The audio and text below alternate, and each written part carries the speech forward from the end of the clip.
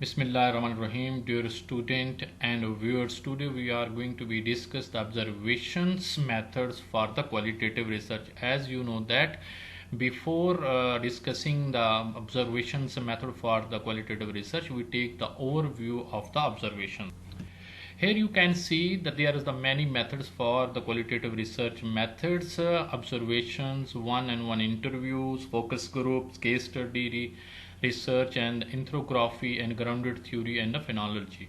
But today we are going to be discuss the observations and how can a researcher can collect a data from observation methods. Here we are going to be discussed for the importance of the observation and what is the observation, how can a researcher use our observation methods in your qualitative research. Basically the observations are usually the researcher used for when they have not be getting the data from other means. It literally means looking outside oneself, where we observe the mental process of the others and activities of the people at workplace. The behavior observed by the researcher be reflected in the form of people language, body style, gesture and facial appearance, speech and other actions that the workers are performing at the workplace. Observation can also produce a data for verifying and nullifying the information provided in face-to-face encounters and during the interviews. The process of observation, as you know that the process of research that uses the subjective methodology to gather the systematic information from the people and mostly the focus group like that which you will want to be observed and collecting of data. Basically the process of observation is researcher used when they are not be getting a data from other source of mean, and that's why the researchers adopt this approach for data collection for the qualitative research. Before going to discuss the steps of the observations method, I would like to discuss eight types of observation. Participant observation. Here the observer actually become an active participant, establishing the rapport with the individual who the behavior is to be observed. Basically here researcher and observer participate in the group. Non-participant observation. The observers observe the specific behavior characteristics of the children in their natural condition, where the person being observed is not aware of the observer presence. And here you have also be seen that a teacher observed the activities and behavior of the student in the class, but the peoples and the students didn't know about the observer presence. Structure observations. The structure observation basically is the particular structure of behavior which is fixed before the actual process of the observation in context to time, place and behavior characteristics, and the researcher and observed the group activities and the people activity in a structured form of a setting.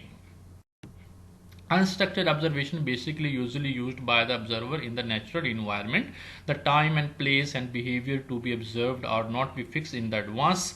For example, the children is playing in the ground. The children behavior, feeling, action and reactions are observed in the free natural and the real life situation. For example, home and the playground. There are also be the two types of observations we have used in all types of observation: direct and indirect observation.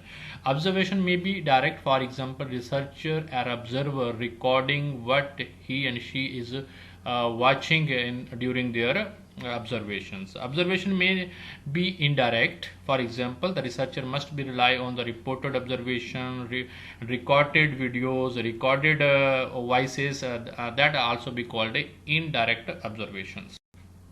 The data collection from the observations, that is the most important I think element in the observation methods. How can a researcher and observer can collect a data from a direct and an indirect observations. First we going to be discussed a indirect observation. How can a researcher collect a data from indirect observation?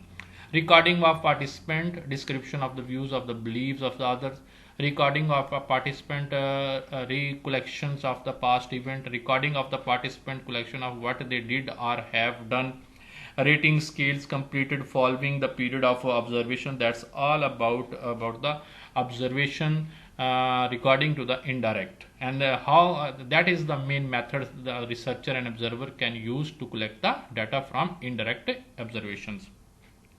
Note the second dimensions: data collected by direct observations, video recording of the behavior and the event and activities that is performed at even at workplace, recording made by the mechanical devices like recorders like that, cumulative any devices they have record their voice and videos. And sometime you have in the medical sciences the doctors are recording the heartbeats and monitoring the others functions of the body. That also be called a direct observations. Recording of the behavior in other events made by the observers using and running the record coding scheme, behavior count, and so on. And participant written the responses on the test, recording of the participants description, their attitude, beliefs, behavior, feelings, and their reaction at the workplace. That all be considered as a direct observation. That is the main sources where a observer and the researcher can collect data from direct observations.